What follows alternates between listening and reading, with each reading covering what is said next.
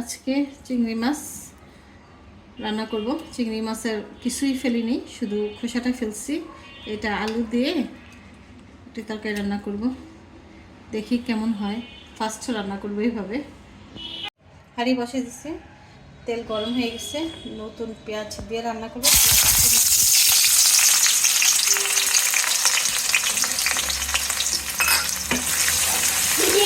একটু ভেজে নিব।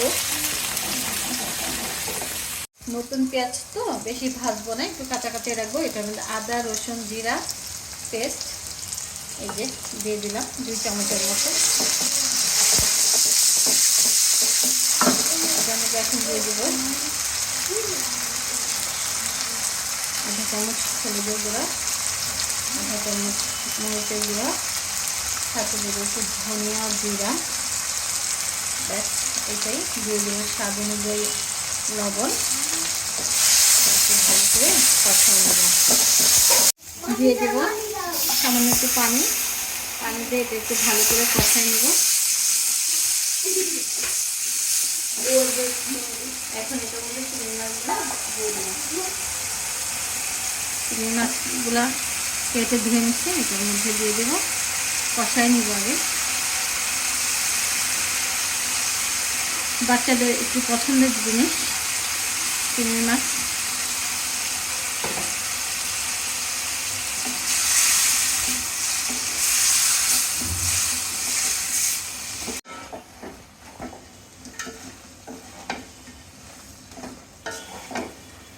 ভালো করে চিংড়িগুলো কষাই নিচ্ছি, নিয়ে এখন এই যে আলু সিদ্ধ করে নিচ্ছি, কেটে লম্বা লম্বা করে কেটে আলু সিদ্ধ করে নিচ্ছি, সেটা দিয়ে দিলাম।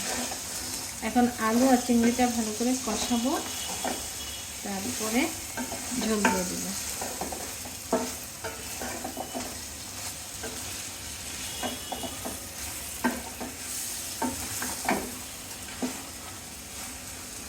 একটু ভালো করে কষে তারপর ঝোল দেব।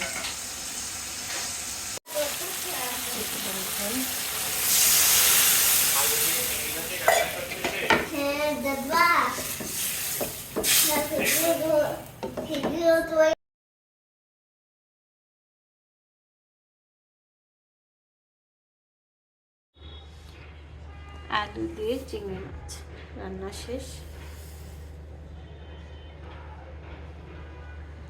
বাচ্চাদেরকে খেতে দিব।